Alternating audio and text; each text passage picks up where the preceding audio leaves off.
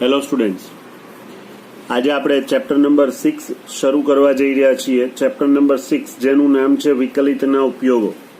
આગળના ચેપ્ટરમાં આપણે વિકલન વિશે માહિતી મેળવી, એટલે કે સાતત્ય અને વિકલન. આપેલું વિધેય સતત વિધેય ક્યારે કહેવાય એ જોયું અને એનું વિકલન જોયું. ત્યારબાદ વિધેયના જુદા જુદા પ્રકારો માટે વિકલન જોયું કે બે વિધેયનું સંયોજન હોય તો એ સંયોજિત વિધેયનું વિકલન કેવી રીતે થાય છે. સૌથી પહેલા આપણે 11મા ધોરણમાં વ્યાખ્યાથી વિકલન જોયું હતું. વ્યાખ્યાથી વિકલન કેવી રીતે થાય? f(x) limit h tends to 0 f(x) + h - f(x) upon h એ સૂત્રનો ઉપયોગ કરતા હતા આપણે, બરાબર. ત્યાર પછી અહીંયા આગળ આપણે સાતત્યની વાત સ્વાધ્યાય 5.1 માં આવી હતી. પછી 5.2 થી ચેઇન રૂલ કહીએ છીએ, અથવા તો બે વિધેયનું સંયોજન કહેવાય એવા વિધેયોનું આપણે વિકલન જોયું.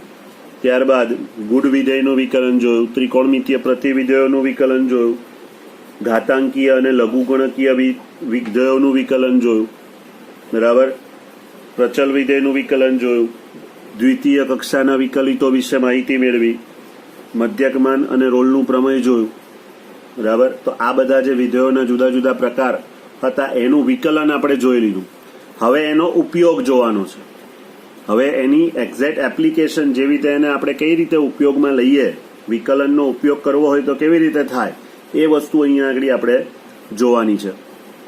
તો એ વિકલનના જે જુદા જુદા ઉપયોગો છે એમાંના કેટલાક ઉપયોગો આપણે અહીંયા આગળ જોવા છે.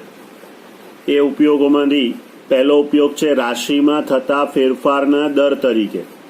રાશિમાં થતા ફેરફારના દર તરીકે વિકલનનો ઉપયોગ આપણે જોવાનો છે, જેને ઇંગ્લિશમાં આપણે કહીએ છીએ rate of change of quantities. Rate of change of quantities, રાશિમાં થતા ફેરફારનો દર. એના માટે વિકલનનો જે ઉપયોગ છે એ આપણે સ્વાધ્યાય 5.1 માં જોવાનો છે. ત્યારબાદ બીજી એક એક્સરસાઇઝ છે વધતા અને ઘટતા વિધેયની. માત્ર વિકલનનો ઉપયોગ કરીને આપેલું વિધેય વધતું વિધેય છે કે ઘટતું વિધેય છે, જે તે પ્રદેશમાં, જે પ્રદેશ આપ્યો હોય તે પ્રદેશમાં વિધેય વધતું વિધેય છે કે ઘટતું વિધેય છે તે આપણે શોધી શકીએ છીએ. તો એના માટે પણ આપણે વિકલનનો એક ઉપયોગ છે કે વિકલન જો પોઝિટિવ હોય, જવાબ પોઝિટિવ આપે તો વધતું વિધેય, નેગેટિવ આપે તો ઘટતું વિધેય. એની એક આખી એક્સરસાઇઝ છે. ત્યારબાદ આપણે સ્પર્શક અને અભિલંબના સમીકરણ મેળવવાના છે. કોઈ પણ વિધેય આપેલું હોય, તમને કોઈ સમીકરણ આપ્યું હોય તેના પરથી dy/dx શોધી શકીએ. તો dy/dx ને આપણે સ્પર્શકનો ઢાળ કહીએ છીએ, જે તે બિંદુએ. એમાં બિંદુ મૂકીએ x અને y ની જગ્યાએ, તો જે તે પર્ટિક્યુલર બિંદુએ તમને ઢાળ મળે, બરાબર. તો એ ઢાળ જે મળે સ્પર્શકનો ઢાળ હોય છે, એના પરથી સ્પર્શકનું સમીકરણ મળે. અને અભિલંબ એટલે કે સ્પર્શ બિંદુમાંથી સ્પર્શકને લંબ દોરીએ. સ્પર્શ બિંદુમાંથી સ્પર્શકને લંબ દોરીએ તો એને આપણે અભિલંબ કહીએ છીએ.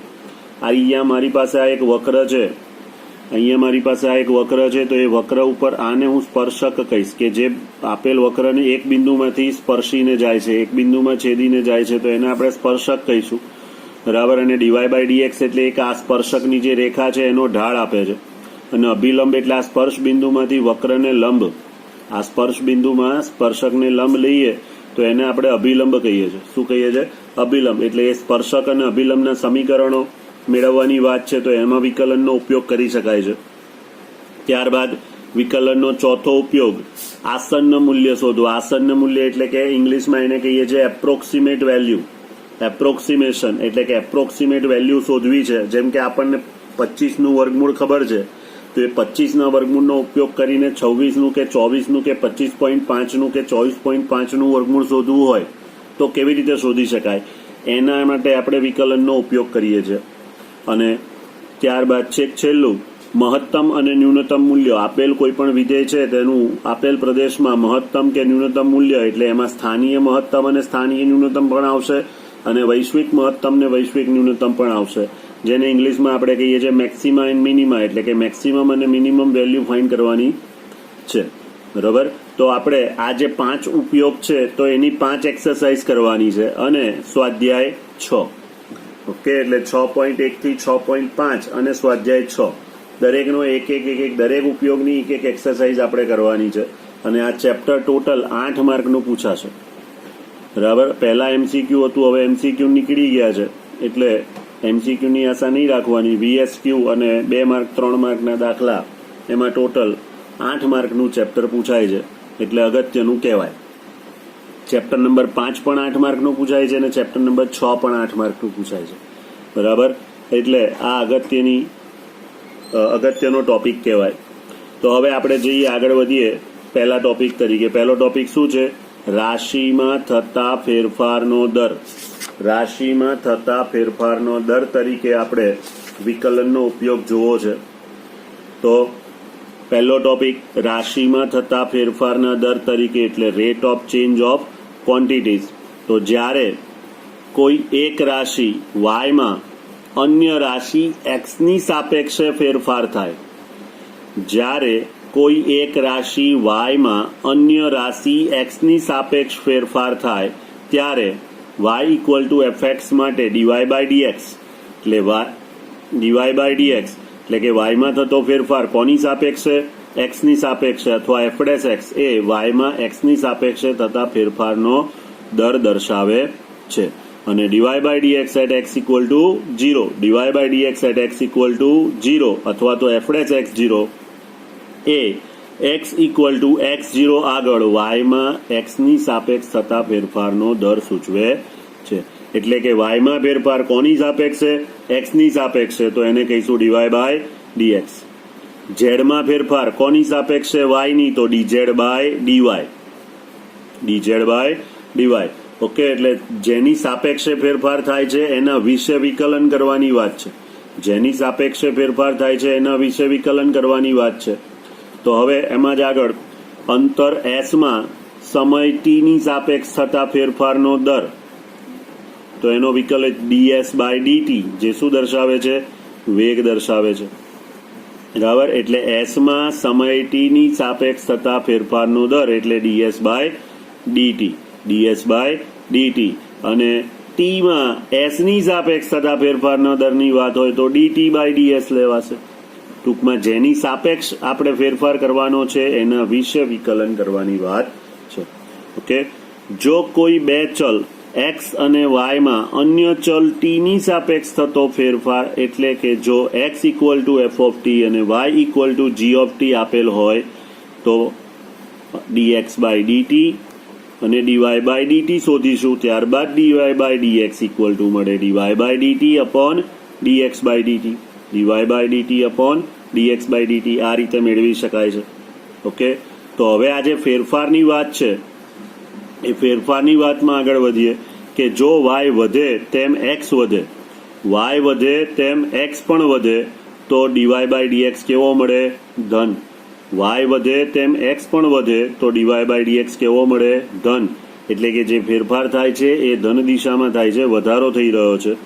અને વાય ઘટે તેમ એક્સ વધે, વાય ઘટે તેમ એક્સ વધે તો ડીવાય બાય ડીએક્સ કેવો આવશે? ઋણ. એટલે કે ઘટાડો થઈ રહ્યો છે એવું કહેવાય. શું કહેવાય? ઘટાડો થઈ રહ્યો છે એમ કહેવાય. ઓકે, ત્યારબાદ આ બે વસ્તુ યાદ રાખવાના છે, આ બે ટોપિક, સી ઓફ એક્સ અને આર ઓફ એક્સ. તો સી ઓફ એક્સ કોને કહીએ છે? તો સી ઓફ એક્સ એ એક્સ એકમના ઉત્પાદનનો કુલ ખર્ચ હોય તો સીમાંત ખર્ચ એટલે કે માર્જિનલ કોસ્ટ એ d by dx of C of x. આપણે સી ઓફ એક્સ એટલે એક્સનું વિધેય છે ને, તો D by dx of C of x કરીશું એટલે તમને શું મળશે? સીમાંત ખર્ચ મળશે. શું મળશે? સીમાંત ખર્ચ મળશે. સી ઓફ એક્સ એ એક્સ એકમના ઉત્પાદનનો ખર્ચ છે. સી ઓફ એક્સ શું છે? ખર્ચ છે, કોસ્ટ ફંક્શન છે. એટલા માટે d by dx of C of x એટલે સીમાંત ખર્ચ આવે. એ જ રીતે આર ઓફ એક્સ એટલે રેવન્યુ ફંક્શન છે, આવકનું ફંક્શન છે. બરાબર, એટલે આર ઓફ એક્સ એ એક્સ એકમના ઉત્પાદનની કુલ આવક હોય તો સીમાંત આવક એટલે કે માર્જિનલ રેવન્યુ, તો D by dx of R of X કહીશું. D by dx of R of X કહીશું. એટલે તમને તો સિમ્પલ સી ઓફ એક્સ આપ્યું હશે ને સીમાંત ખર્ચ શોધવાનું કહેશે, અથવા આર ઓફ એક્સ આપ્યું હશે ને સીમાંત આવક શોધવાની કહેશે. બીજું કંઈ કહેવાના નથી. એટલે કે આપણે તો સીધું એક્સ વિશે વિકલન જ કરવાનું છે. પણ આ જે બધા ફેરફારના દર શોધવાની વાત છે તો એના માટે આપણને અમુક બેઝિક સૂત્રો, ક્ષેત્રફળ અને ઘનફળના બેઝિક સૂત્રો આવડવા જોઈએ. આ સૂત્રો આજે આપણે તૈયાર કરીશું તો એના દાખલા પછી ગણી શકાશે. બરાબર, એટલે પહેલા આપણે સૂત્રો પર જવાનું છે. તો એ જે ઉપયોગી સૂત્રો છે એ જોઈ લઈએ પહેલા એક વખત. તો ઉપયોગી સૂત્રોમાં પહેલું વર્તુળનો પરિઘ. વર્તુળનો પરિઘ. વર્તુળનો પરિઘ એટલે શું કહીશું? વર્તુળનો પરિઘ એટલે કોઈ એક દિશામાં, વર્તુળ પર કોઈ એક દિશામાં ફરતા ફરતા ફરતા પાછા ત્યાં જ પહોંચીએ તો એને આપણે શું કહીએ છીએ? એનો પરિઘ. અહીંયાથી શરૂ કરીને ફરતા ફરતા પાછા ત્યાં જ પહોંચીએ એને વર્તુળની પરિમિતિ અથવા વર્તુળનો પરિઘ કહીએ છીએ, જેનું સૂત્ર શું છે? 2πr. શું સૂત્ર છે? 2πr. અને આ વર્તુળનું ક્ષેત્રફળ એટલે વર્તુળ દ્વારા સમતલમાં રોકાયેલી જગ્યા એને કહીએ છીએ એનું ક્ષેત્રફળ, અને એનું સૂત્ર શું છે? πr². શું સૂત્ર છે? πr². ઓકે, ચલો આગળ બીજા સૂત્રોની વાત કરીએ. તો નંબર 2 છે ચોરસ. તો ચોરસની પરિમિતિ. ચોરસની પરિમિતિ એટલે ચારેય બાજુઓનો સરવાળો. ચોરસની પરિમિતિ એટલે ચારેય બાજુઓનો સરવાળો. બધી બાજુ સરખી જ હોય એટલે x વત્તા x વત્તા x વત્તા x, x વત્તા x વત્તા x વત્તા x કેટલા થાય? 4x. અને ચોરસનું ક્ષેત્રફળ એટલે લંબાઈ ગુણ્યા લંબાઈ એટલે કે x ઇન્ટુ x એટલે કે x² થશે. એ જ પ્રમાણે લંબચોરસની વાત કરીએ તો લંબચોરસની લંબાઈને આપણે x કહીએ અને પહોળાઈને y કહીએ તો પરિમિતિ શું થાય? x વત્તા y વત્તા x વત્તા y એટલે કે 2 ટાઈમ્સ x પ્લસ y. અને જો ક્ષેત્રફળ કહીએ તો લંબાઈ ગુણ્યા પહોળાઈ એટલે કે x ઇન્ટુ y. બરાબર. ચલો પછી સમલંબ ચતુષ્કોણ. સમલંબ ચતુષ્કોણ કોને કહેવાય છે? જે ચતુષ્કોણમાં સામસામેની બાજુઓની એક જ જોડ સમાંતર હોય. સામસામેની બાજુઓની એક જ જોડ સમાંતર હોય તો એવા ચતુષ્કોણને આપણે કેવો ચતુષ્કોણ કહીએ છીએ? સમલંબ ચતુષ્કોણ. આ જે આકૃતિ દોરી છે મેં, એ કોની દોરી છે? સમલંબ ચતુષ્કોણની આકૃતિ છે આ. તો સમલંબ ચતુષ્કોણ, તો એનું ક્ષેત્રફળ જોઈતું હોય તો 1/2 ઇન્ટુ સમાંતર બાજુઓની લંબાઈનો સરવાળો ગુણ્યા તેમની વચ્ચેનું લંબ અંતર. આ લંબ અંતર થયું, આ લંબ અંતર p છે. બરાબર. તો 1/2 ઇન્ટુ સમાંતર બાજુઓની લંબાઈનો સરવાળો ગુણ્યા તેમની વચ્ચેનું લંબ અંતર. સમલંબ ચતુષ્કોણનું ક્ષેત્રફળ તો 1/2 ઇન્ટુ સમાંતર બાજુઓની લંબાઈનો સરવાળો એટલે આ બાજુ x છે, આ બાજુ y છે, તો x પ્લસ y ઇન્ટુ તેમની વચ્ચેનું લંબ અંતર એટલે કે p. બરાબર. ત્યારબાદ નળાકાર. તો નળાકારની વક્ર સપાટી માટે વાત કરવી છે. નળાકારની વક્ર સપાટી, તો આ નળાકાર છે.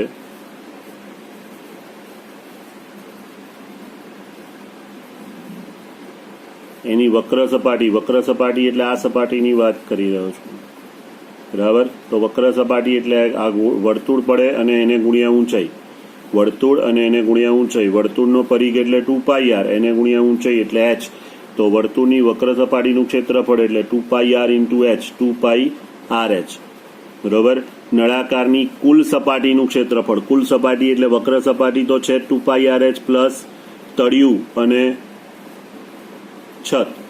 તળિયું અને છત તો 2πrh પ્લસ તળિયું એટલે πr² અને છત એટલે πr². તો 2πrh plus 2πr², 2πrh plus 2πr². અને નળાકારનું ઘનફળ. ઘનફળ એટલે તળિયાનું ક્ષેત્રફળ ગુણ્યા ઊંચાઈ એટલે πr² ઇન્ટુ h, તો πr²h. બરાબર. ફરીથી નળાકારની વક્ર સપાટીનું માત્ર ક્ષેત્રફળ જોઈએ તો 2πrh. નળાકારની કુલ સપાટીનું ક્ષેત્રફળ જોઈએ તો 2πrh plus 2πr².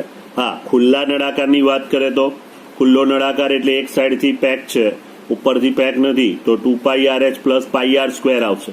2πrh plus πr². પણ અહીંયા નળાકારની કુલ સપાટી કીધી છે એટલે 2πrh પ્લસ 2πr² આવશે. બરાબર. પછી નળાકારનું ઘનફળ. નળાકારનું ઘનફળ એટલે કે πr²h. પછી ગોલકનું પૃષ્ઠફળ.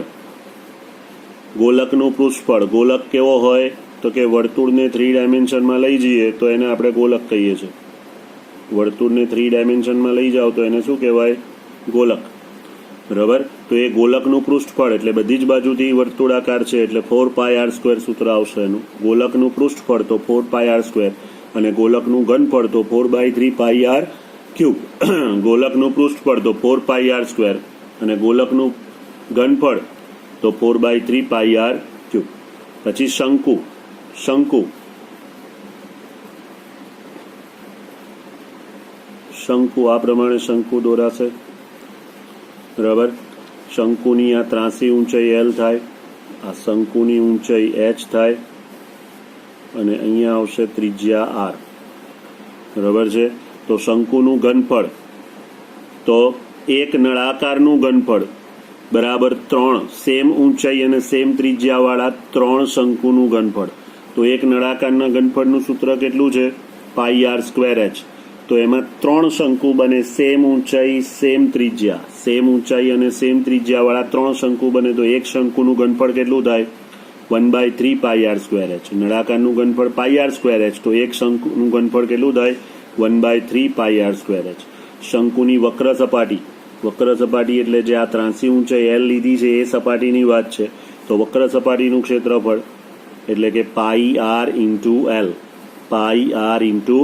L, અને શંકુનું પૃષ્ઠફળ એટલે કે કુલ સપાટીનું ક્ષેત્રફળ. તો તળિયું છે πr² વર્તુળાકાર અને વક્ર સપાટી છે πrl. તો અહીંયા એક પાયથાગોરસનું સૂત્ર દેખાય જ છે, એટલે L² થશે R² + H². L² શું થશે? R² + H². ઓકે, ચલો. ત્યારબાદ છે સમઘન. તો સમઘનનું ઘનફળ, સમઘન કેવો હોય? સમઘન આપણે આ પ્રમાણે લઈએ છીએ,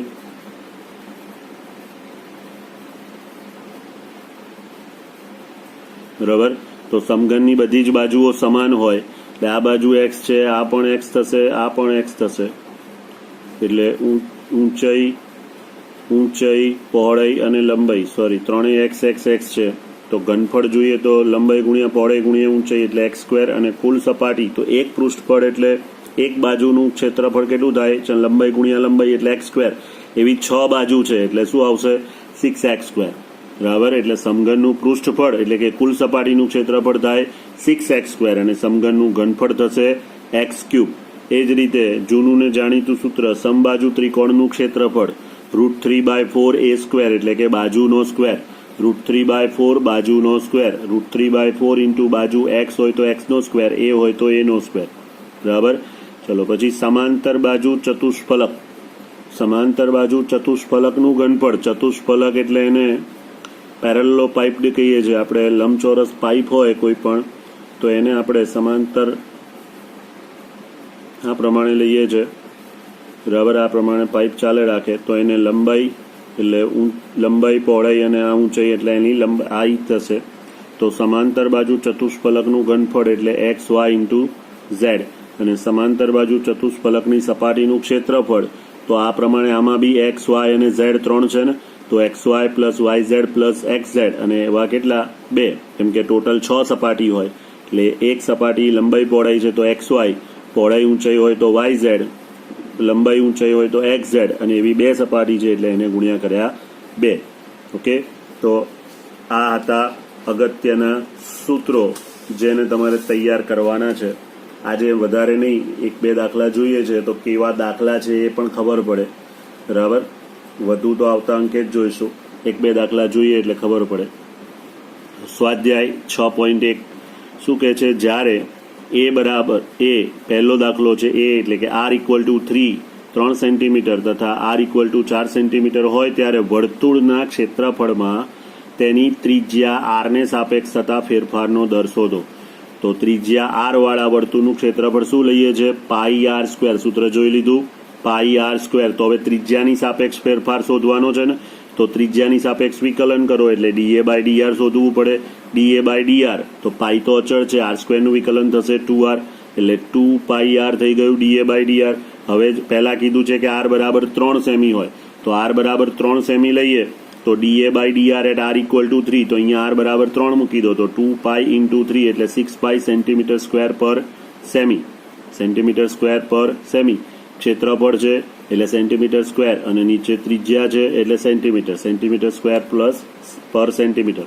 ઓકે, એટલે r બરાબર 3 હોય ત્યારે વર્તુળના ક્ષેત્રફળનો ત્રિજ્યાને સાપેક્ષ દર કેટલો છે? 6π cm²/સેમી. ઓકે, અને r બરાબર જો 4 હોય, r બરાબર 4 સેમી છે, તો dA/dr at r = 4, તો અહીંયા r બરાબર 4 મૂકી દો, તો 2π × 4 એટલે 8π cm²/સેમી. ઓકે, એટલે કે આર બરાબર 4 સેમી હોય ત્યારે વર્તુળના ક્ષેત્રફળનો ત્રિજ્યાને સાપેક્ષ દર કેટલો છે? 8 પાઈ સેન્ટીમીટર સ્ક્વેર પર સેમી. ઓકે, ચલો પછી દાખલા નંબર 2 શું કહે છે? એક સમઘનનું કદ એટલે કે વી 8 સેન્ટીમીટર ક્યુબ પર સેમીના દરથી વધે છે. જ્યારે સમઘનની ધારની લંબાઈ એટલે x બરાબર 12 સેમી હોય ત્યારે તેનું પૃષ્ઠફળ કેટલી ઝડપથી વધે?